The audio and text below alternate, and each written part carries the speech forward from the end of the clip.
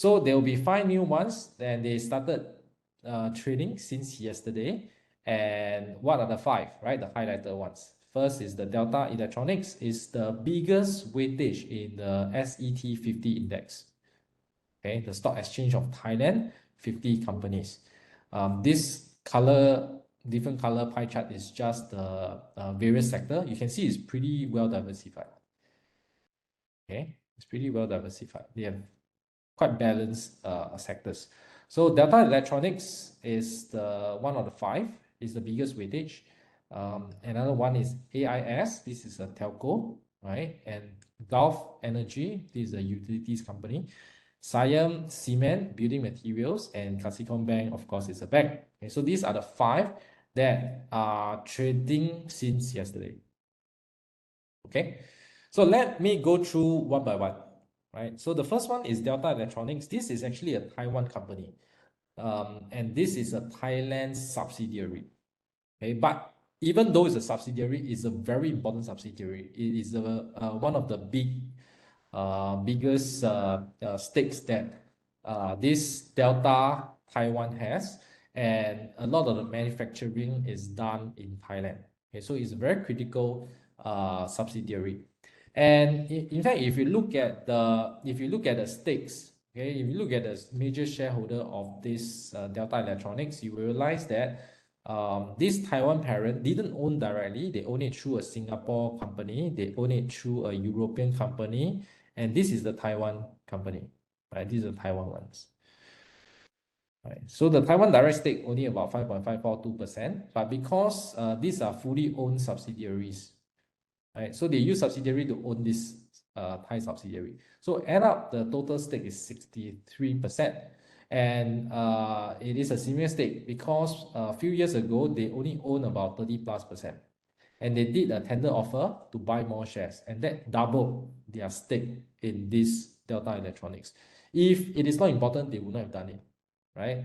So it shows that the parent company is very treat this as a very strategic asset, right? Because a lot of the production plans, a lot of the future plans involve this Delta Electronics Thailand, right? So from now on, we just differentiate. We call it Delta Thailand, right, instead of Delta Electronics, which is usually referred to the parent company. So Delta Thailand, all right?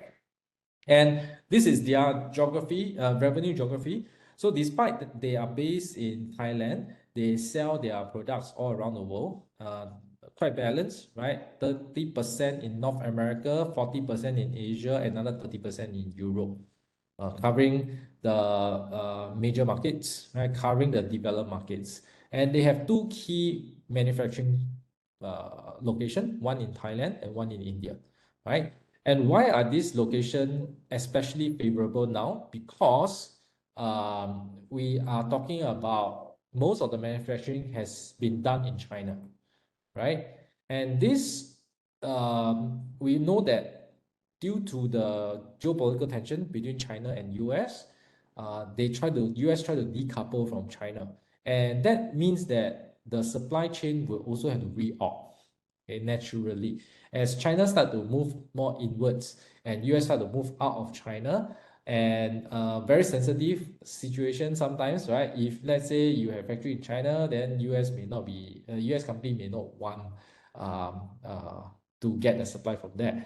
So hence, a lot of the manufacturing production has also been moving out, right? You have seen in the news moving to Southeast Asia. Thailand is one of the major hubs in terms of manufacturing, and India is also an upcoming one, right? We even hear Apple moving a lot of the production, not a lot, right? At least a good part of manufacturing from China to India, okay? And hence, this Delta Thailand is advantageous in this supply chain reorganization, right? They are going to be a very big beneficiary of it, okay?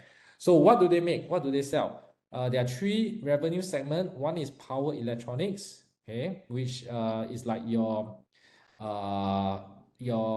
power supply in your devices, right? It is a supplier to Apple, okay? It's one of the key major supplier to Apple. So a lot of the Apple products, the power electronics is done by them, okay?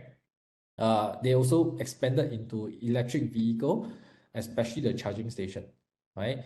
And they have a good foothold in Thailand, of course, right? Rolling out this EV chargers is one of their growth areas, right? And Thailand is a major automotive manufacturing hub in Southeast Asia. And the trend is electrification of the vehicles, right? This is an inevitable, irreversible trend. And therefore, the growth area or the growth potential is definitely there for Delta Thailand in this aspect. Second is infrastructure, which they also do power supply for like data centers, right? Server racks, all these kind of things. And the last one is automation, which they also sell production robots, manufacturing robots. Okay, so you can see it's quite diversified, but they have a focal area which is power supply. Okay, that is their key expertise. Right? Almost every device would need power supply, right? Otherwise, how does it work? Okay, your handphone need power supply. Your even your LCD screen, right? It needs a power supply. So it is the power electronics that's inside the device, right? That we take it for granted because we don't see it. Okay, but you need all these power electronics in almost every single device. And the biggest revenue driver is their power electronics, right? 82% of the revenue comes from this segment in 2023. Okay, infrastructure is 15%. And if you really want to look at the growth, again, the growth comes from power electronics. Okay, the infrastructure actually reduced year on year. Automation increase, right? But the biggest growth is still coming from the power electronics, which includes the EV, right? The EV chargers, which is part under that segment. Okay, and this is the financial metrics, right? Because they have good numbers, that's why they are there to show you the whole table of all their margins. If the margins are not good, usually they won't show this table, right? So this is a sign that their business metrics are excellent, right? Why would I say so? Okay, first you can see there is growth in the revenue, which is excellent, correct? Very consistent growth. Almost every year, consecutive increase. Some years just miss a bit, but you can see generally the trend is upwards, even during COVID, right? There was a good growth. Okay, and in the past 10 years, the revenue grew about 14% per year, right? So anything in the teens is considered quite good growth already, right? If it's a single digit number, it's almost close to the GDP growth, then it's just a slow grower, right? This is considered a good growth rate. And if you look at the margin, maybe we just jump straight to the net profit margin, right, which is the bottom line.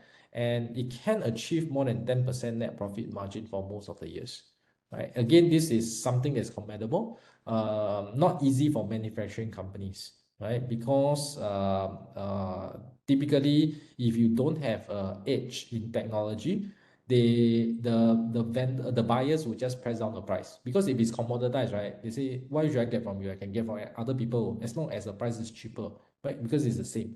But once you have certain technological advantages, you will not be subjected to these price wars, right? Then the customer will buy from you, right? Because there's no other players that make it better than you. And having a good margin, especially double-digit percentages in the teens, it's a sign that Delta Thailand has certain competitive advantage that other suppliers do not have, such that companies keep going back to them, okay, or even increase orders from them. The earnings is also growing, and it's growing about 13%, quite in tandem with the revenue growth rate. And that's a good sign, right? Because that means that the margin is able to maintain as they scale, right? ROE is also impressive, right? Double-digit percentages for most of the years, okay, except 1 year. But you can see most of the years, double-digit. Okay, again, this is a sign that they charge high enough prices to enjoy the margin. And in order to charge high enough prices, you need to have something, right? You need to have something that the customer is willing to pay for. Okay, so generally the numbers are good. All right, and this is a stock that is very impressive even in terms of the stock return. Okay, in 10 years it have went up 15 times, right? 1,500%, or about 32% per annum. Right? So that's pretty impressive. Okay, and this still has growth potential, right? It's not like it is mature companies stop growing, it still have a lot of growth potential coming. Of course, we won't know. Definitely harder, right? To 15x in another 10 years, right? It is harder, but going up, having the potential to increase in multiples, multi-bagger, I think it can still have some runway to go, right? Given that power electronics is still a very important area. The world is going more connected, right? IoT, chargers, right?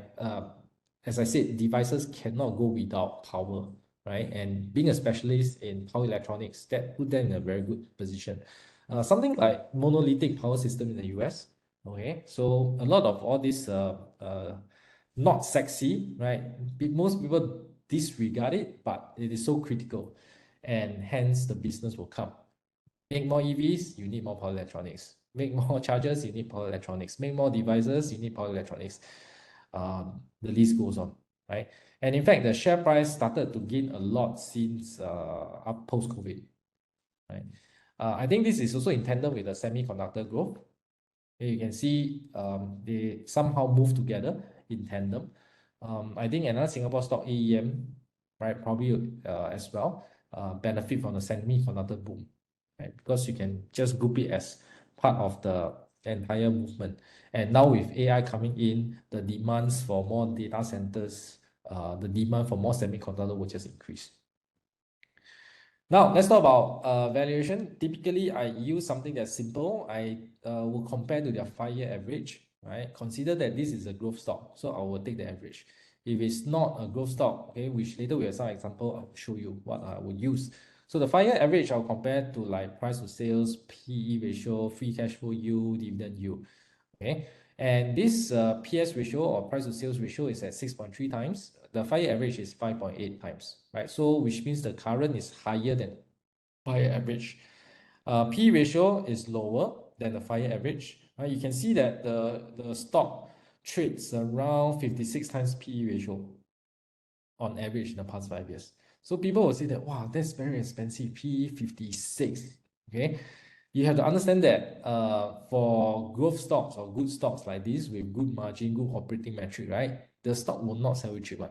If you want to wait until PE 5, then you buy, you will never buy it because the share price will never go there. And if the share price really go there, something is terrible has happened. It's such that the business totally has changed, right? So typically, growth stocks like this, you have to pay a premium. And hence, it gives you a sense, right? 5-year average is 56. So even if you buy at PE 50, it's not expensive, right? Because it's below average. FCF yield is the same as a 5-year average. Dividend yield is lower than its 5-year average, right? Same thing, it is not a dividend stock. This is more of a growth stock. Most of the returns will come in the form of capital gains rather than dividends in this case. And overall, taking as a gauge of all these metrics, right? I would say it's fairly valued, right? Because some, it shows you that it's higher than average, some are lower than average, but the numbers are pretty close together, right? And that shows that the price is fairly valued. It's not undervalued at this point. And of course, it depends on your margin of safety. Some people feel that for good growth stock, at fair value can buy already, don't need to wait. Some people, they may want some margin of safety, give me a 10% discount or give me a 20% discount. So that is a personal preference, right? So I'll leave that to you to decide. And this is the dividend per share. So the stock, even though I say that it's capital gain focus, it does give dividends, and the dividends on a general trend is on the upward movement, right? So which means that they are willing to give more dividends as they grow, which makes sense. But I would also say that they should retain more money to grow their business because there's still a lot of growth opportunity to be captured. If they keep giving too high dividend, then they will not have enough money to expand capacity, right? To grow their revenue. Okay, so I would say that this is a growth stock. It has opportunities to increase its value for many years to come. Okay, so the question is more like how much discount you want for such stocks.